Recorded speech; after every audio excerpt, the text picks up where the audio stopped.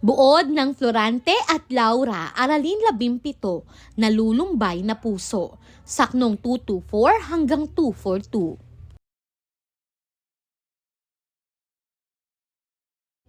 Isinalaysay ni Florante na siya ay nanatili sa Atenas upang ipagpatuloy ang kanyang pag-aaral. Doon ay masigasig siyang hinubog sa karunungan kasama ang iba pang kabataang maharlika. Dumating ang panahon na sila'y nagdaos ng isang dula. Ang paksa ng pagtatanghal ay isang trahedya tungkol sa isang pamilyang winasak ng alitan, inggit at kasakiman. Isinalaysay ni Florante na siya ang gumanap bilang Eteocles, habang si Adolfo ang gumanap bilang Polinice. Si Menandro naman ay gumanap bilang Reyna Yocasta. Sa una, ang lahat ay tila bahagi lamang ng maayos na pagtatanghal. Habang tumatagal ang dula, napansin ang kakaibang kilos ni Adolfo. Ang kanyang mga galaw at tingin ay hindi nawari pag-arte lamang, bagkus ay may halong galit at puot. Biglang inihambalos ni Adolfo ang kanyang espada patungo kay Florante.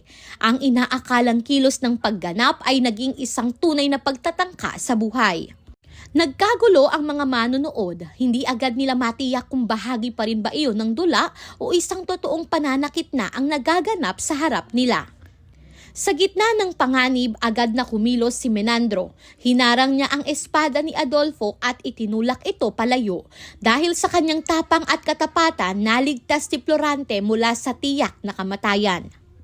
Sa pangyayaring iyon, tuluyang nahubad ang balat kayo ni Adolfo. Ang kanyang ipinapakitang kabaitan at talino ay napatunayang pawang panlabas lamang, sapagkat ang tunay niyang damdamin ay inggit at kasamaan. Matapos ang insidente, nakatanggap si Florante ng isang sulat mula sa kanyang ama na si Duque Briseo. Sa sulat ay ipinaalam ang isang napakabigat na balita. Pumanaw na ang kanyang ina, si Prinsesa Floresca.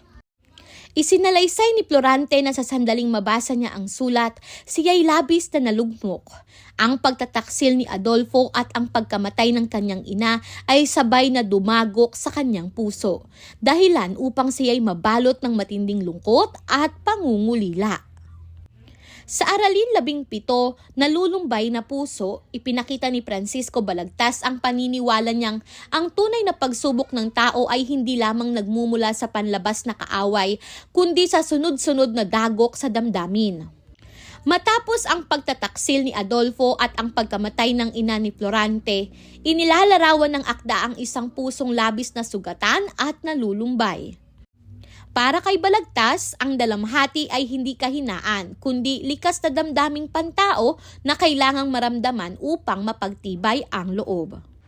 Bilang manunulat sa panahon ng kolonyalismo, ginamit ni Balagtas ang kalungkutan ni Florante bilang larawan ng bayan, isang bayang nagdurusa dahil sa pagtataksil, pang-aapi at pagkawala ng minamahal na kalayaan. Ang nalulumbay na puso ay hindi lamang personal na lungkot, kundi kolektibong hinagpis ng mga Pilipinong nawalan ng boses at dangal sa ilalim ng mapanlinlang na kapangyarihan. Ang dula ay sumisimbolo sa lipunang puno ng pagkukunwari. Ang tabing ng entablado ay balat kayo ng mga taong may lihim na masamang hangarin. Ang espada ni Adolfo ay tunay na anyo ng kanyang inggit at puot. Si Menandro naman ay sagisag ng tapat na kaibigan at tunay na kabutihan. At ang sulat ng ama ay simbolo ng biglaang katotohanang nagpapabigat sa damdamin.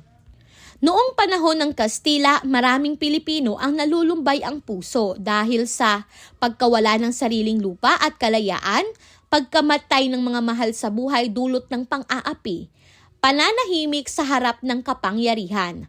Ang kalungkutan ni Florante ay sumasalamin sa damdamin ng mga Pilipinong hindi makalaban ngunit patuloy na nasasaktan.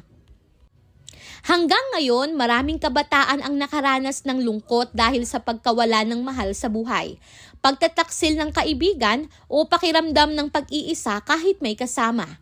Ipinapakita ng aralin na normal ang malungkot at ang pagharap sa damdamin ay bahagi ng paglakas ng loob. Mensahe, tulad ni Florante at ng bayan, ang pagdurusa ay maaaring maging daan sa paggising ng kamalayan.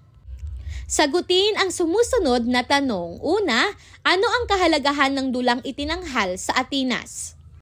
Pangalawa, paano ipinakita ang tunay na ugali ni Adolfo sa gitna ng dula? Pangatlo, bakit naging mas mabigat kay Florante ang liham ni Duque Briseo kaysa sa pananakit ni Adolfo? At pang-apat, paano nakaapekto ang pagkawala ng ina sa pananaw ni Florante sa buhay?